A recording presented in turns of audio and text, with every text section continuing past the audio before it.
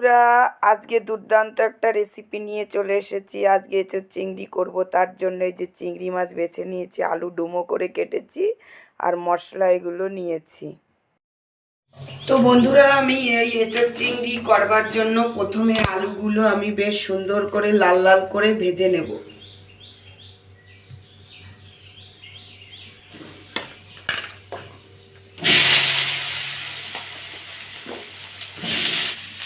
আলুগুলো লাল লাল করে ভাজা হয়ে গেছে, এবার নামিয়ে নেব।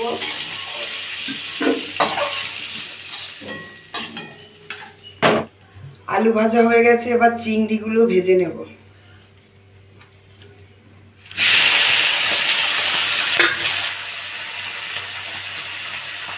নুন দিয়ে দিলাম আর একটু সামান্য হলুদ দিলাম।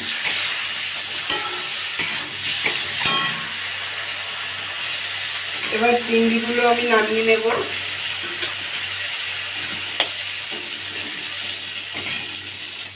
তেল দিয়ে দেব, একবারে ফোড়ন দিয়ে বসিয়ে দেব। তেজপাতা ফোড়ন দিলাম, শুকনো লঙ্কা,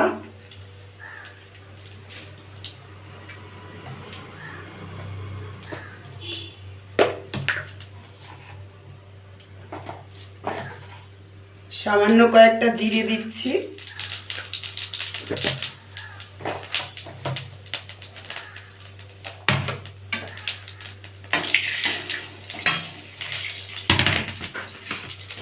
একটু হলুদ দিয়ে দেবো যাতে তেলটা না ছিটায়। এবার পেঁয়াজ কুচি,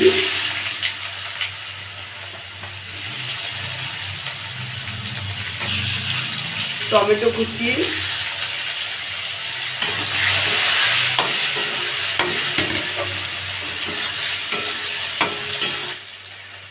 রসুন থেতো করে দিলাম,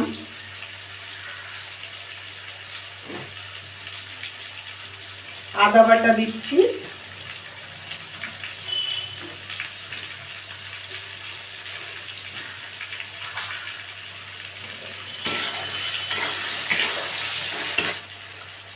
হলুদ গুঁড়ো,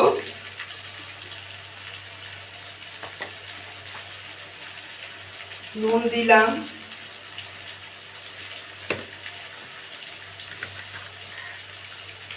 ধনের গুঁড়ো দিচ্ছি, এবার জিরের গুঁড়ো দেব,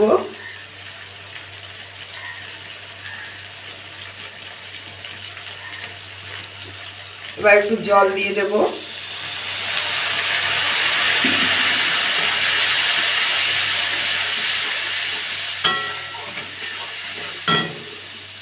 সামান্য একটু লঙ্কার গুঁড়ো,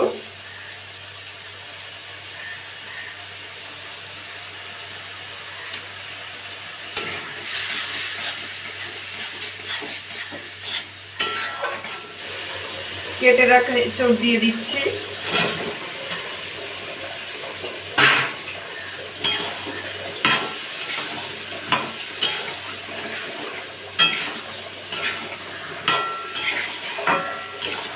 এবার ভেজে রাখা আলুগুলো দিচ্ছি,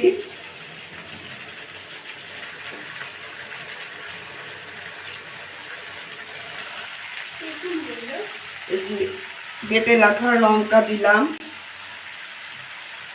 কাঁচা লঙ্কা দিয়েই আমি বেশিরভাগ রান্না করি, তো আজকে একটু লঙ্কাটা কম দেব, কারণ এঁচোড়ে একটু বেশ মিষ্টি মিষ্টি লাগবে, সেটাই ভালো হবে, খেতে দুর্দান্ত লাগবে। এক চামচ চিনি দেব আমি, এই যে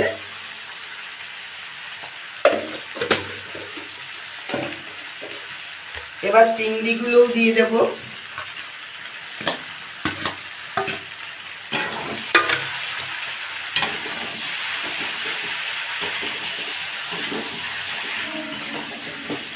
তো এঁচোড়ে তেল ছেড়ে দিয়েছে, এখন আমি জল দিয়ে দেব।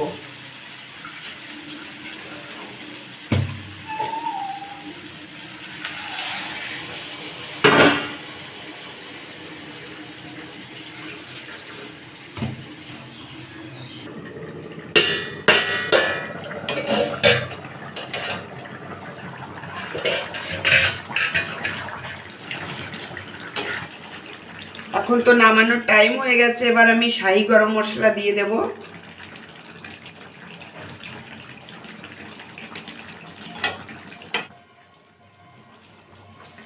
আর দেব হচ্ছে এই যে ঘি দিয়ে দেব। আসলে শীতের দিনে তো ঘিটা জমাট বেঁধে গেছে। এই যে ঘি দেব।